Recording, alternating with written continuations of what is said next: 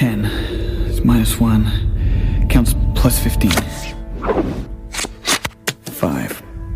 That counts 16. This is a scene from the 2008 film 21. An MIT student is playing blackjack at a casino in Las Vegas.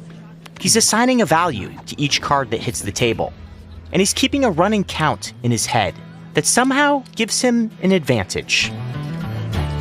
Jack, +12.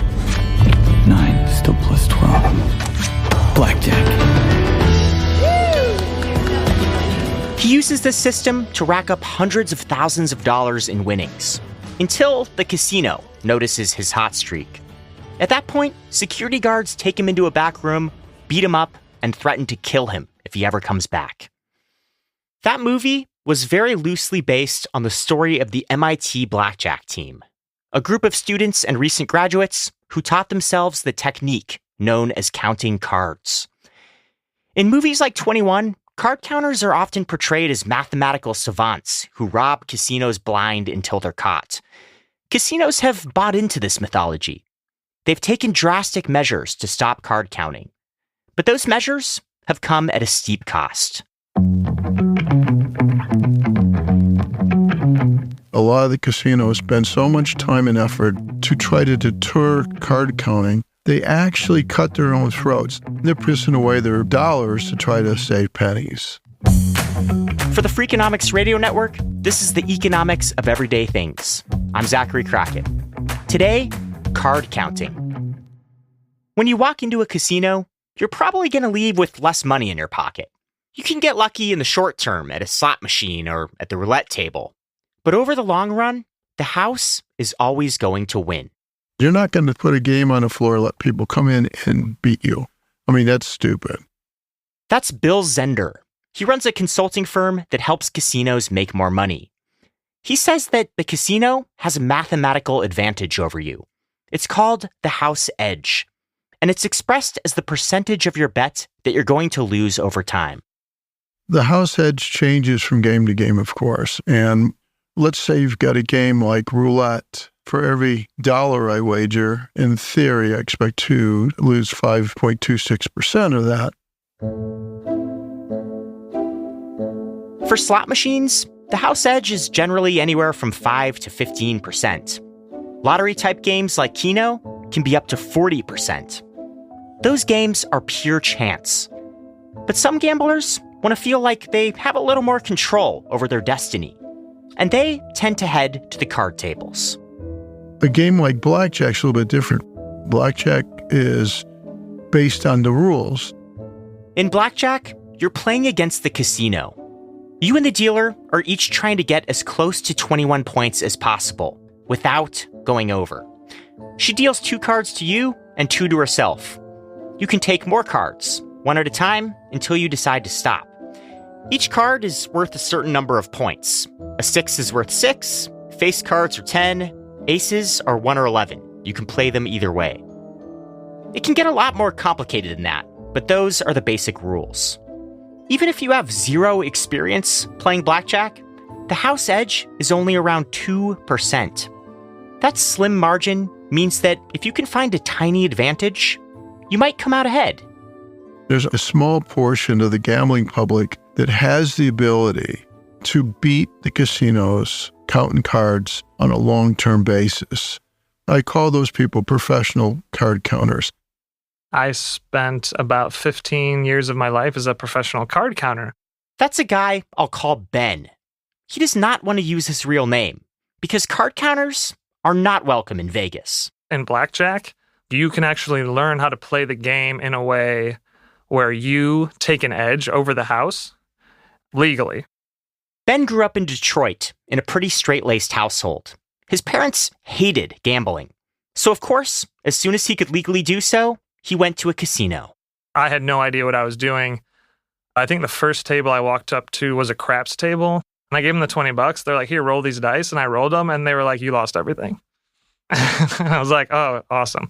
So then I went to a blackjack table with my friends.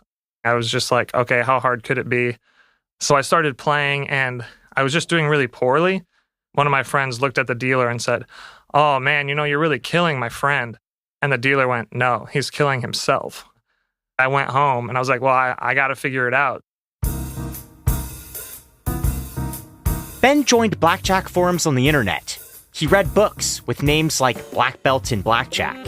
He studied the history of the game and learned that math wizards and MIT professors had been enthralled with it for decades. The rabbit hole was deep, and Ben went all the way down it. What's it called? I have a very addictive personality, so I'll learn something and then get really excited about it. The first thing Ben came across was a basic strategy chart. It shows you every possible combination of your cards and the dealer's cards, and says what to do in each situation. I'd say if you're playing perfect basic strategy, you can play at a 0.5% disadvantage. That's probably one of the lowest house edges there is, and that's probably why people like it. Casinos welcome the use of basic strategy. They sell little cards with those charts at their gift shops. Because even when the player follows the chart flawlessly, the casino still has an advantage. To do any better, Ben realized he'd have to learn how to count cards. It actually is quite simple. You're trying to figure out the percentage of... Okay. You're trying to figure out kind of what's left. 10, Jack, King, Queen, and Ace. So you're keeping track of the low cards and the high cards, and then the neutral cards, 7, 8, and 9. If a 5 comes out, that's another +1. So you add a +1, so you were already at 1. So now you're at, if a 10 comes out, that's -1. 3, 4, 5, 6, 7, 8, 9, 10, 11, 12, 13, 14, 15, 16. So this sounds insane. It sounds impossible. It's a bit confusing, but essentially, I kind of got lost in my train of thought here. Yeah, the game is quite complicated now that I have to explain it. Okay, properly explaining card counting strategy would require a mini-series. But in the simplest terms, it's a way of keeping track of what cards have been dealt and what's still in the deck. You don't try to memorize every card. You just assign a value to each card that's been placed on the table. Whenever you see a 2, 3, 4, 5, or 6, you add a +1. If you see a 7, 8, and 9, they're worth 0. Then a 10, Jack, King, Queen, and Ace are worth -1. You keep a running count of the total in your head for all the cards played over many rounds. A higher count means there are more face cards and aces left in the deck. That gives you a better chance of getting 20 or 21. So when the count is high, you place bigger bets. When the count is negative, you back off. When you learn how to count cards, basically you do it alone in your room with a deck of cards. You just have a deck and you just start flipping cards. And you're like +1, -1, +1, -1, 0, 0, +1. Eventually, you get really good at it. And you're like, you know what? This is really not that hard. But pulling it off in a crowded casino is a different story. There's people screaming. There's the dealers yelling at you. Then the waitress comes up and is like, oh, your drink's $17. You're like, wait, I had 18 or was it 17? And then you forget and you're like, wait, was it +5 or -5? It can really get away from you quickly. If you manage to keep track of the count without a single error, you can end up with a very slight advantage over the casino. People think, oh, wow, you're a card counter. You must win every time. You must be so rich. It's wonderful. But your edge on average is probably around maybe 1% over the house, which is really low. That 1% edge turns blackjack into a volume proposition. If you want to make any real money, you have to play tens of thousands of times over hundreds of hours.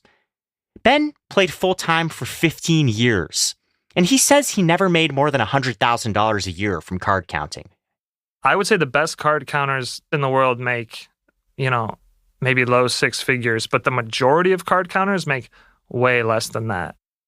So, an expert full-time card counter costs a casino $100,000 a year, which might be a decent living for the card counter. But if you're a casino, is it really that big of a deal? The threat of card counting is completely overblown by casino people. Everybody thinks there's a card counter lurking around the corner, and it's not like that at all. There's probably less than 200 in North America, and nobody's getting rich on this. In the US, casinos are a $60 billion a year business. When you think about the context, the financial threat from a couple hundred card counters is almost laughably small. But casinos treat it very seriously. Card counting costs the industry millions of dollars a year, but it's not the guy sitting at the table that's doing it. That's coming up. Before he was a consultant, Bill Zender played nearly every role in the casino business. He started his career as a blackjack dealer. He spent several years as an enforcement agent with the Nevada Gaming Control Board. And he served as a vice president of a major casino on the Vegas Strip. For most of that time, he was given strict instructions to stop card counters. He could usually sniff one out pretty easily because he could count cards himself. I'm counting the cards in parallel, and I'll get to a situation and I'll say, okay, on this next hand, I would bet more money. Let's see what the player does. Over the years, Zender says he caught 230 card counters, and he had a process for dealing with them. I would approach them. I'd introduce myself. I'd ask them to do me a favor, pick your chips up, come away from the table with me for a little bit. And I'd basically say that I've been watching your play and you're really good and, we'd rather you didn't play blackjack here anymore. And after a couple of, I don't know what you're talking about, they'd finally get the point, and then we'd shake hands and they'd go their way.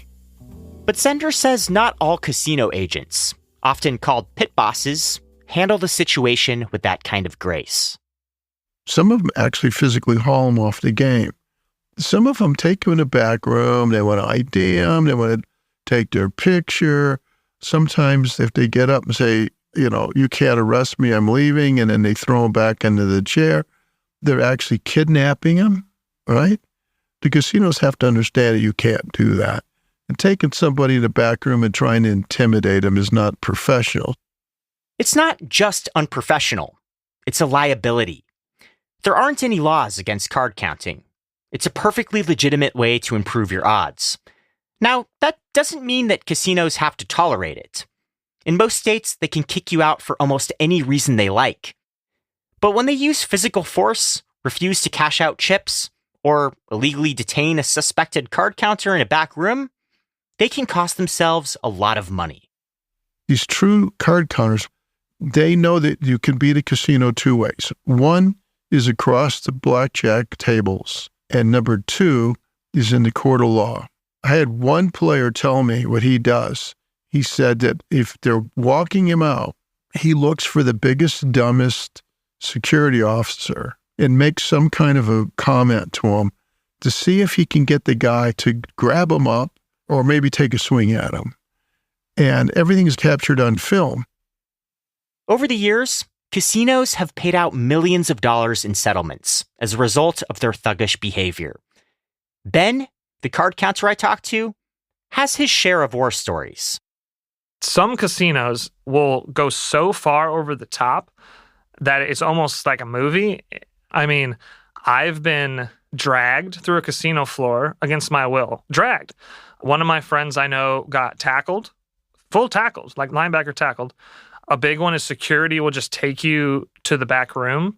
It's just a room in the back with white walls, and a lot of times they won't let you leave. They'll call the police on you. They'll demand that you show them your identification, all kinds of stuff to intimidate you. And it's all against the law. In one of those instances, Ben and his friends decided to take legal action. We called a lawyer in Vegas who's very well known for suing casinos. And he was like, oh yeah, this is good. And yeah, so we sued the casino for false imprisonment. We sued them for not cashing our chips. We sued them for all kinds of stuff. And the jury voted unanimously for us. The settlement was $200,000, more than Ben or his friend had ever made from playing blackjack. And that's not the only way casinos can lose money in the fight against card counters. To keep their edge at the blackjack table, they've changed how the game is played. For starters, they stop players from entering a game after the first hand is dealt. What this does is it basically was set up to prevent people from back counting and jumping in on the games, only when they have the advantage. Instead of dealing one deck of cards, casinos will mix together 6 of them. They'll either continuously reshuffle these cards or shuffle once they've dealt out a certain percentage of them. That makes it much more difficult for card counters to know what's left to be dealt.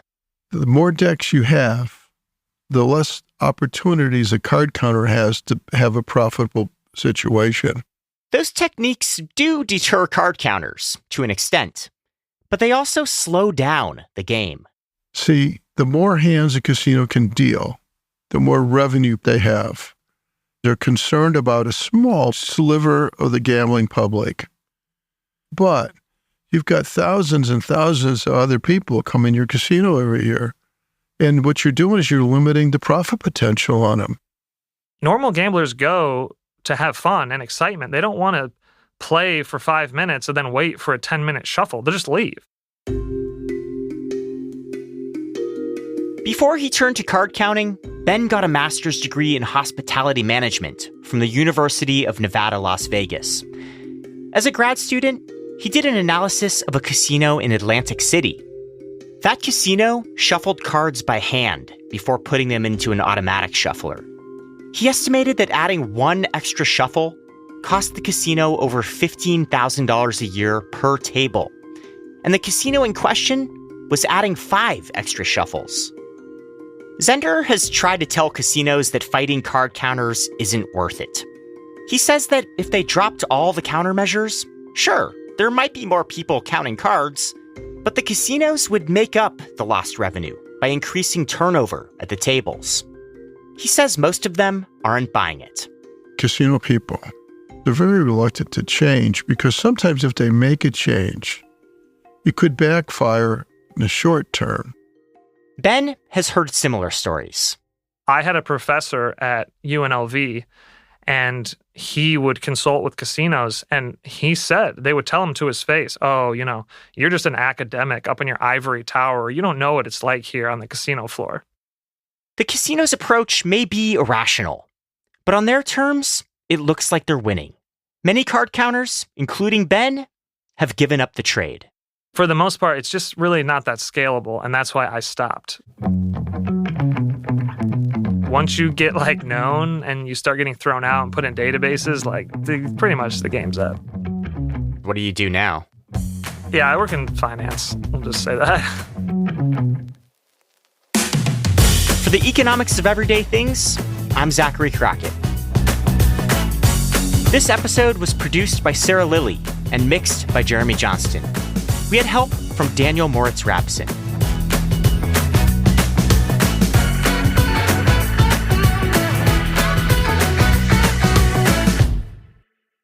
You ever try to come back in wearing a disguise? Maybe one of those glasses with the fake nose and the little mustache or something? I have never done that, but I know people who have. Really elaborate makeup, Halloween costumes. People go to, insane lengths to dress up, and it works. The Freakonomics Radio Network, the hidden side of everything. Stitcher.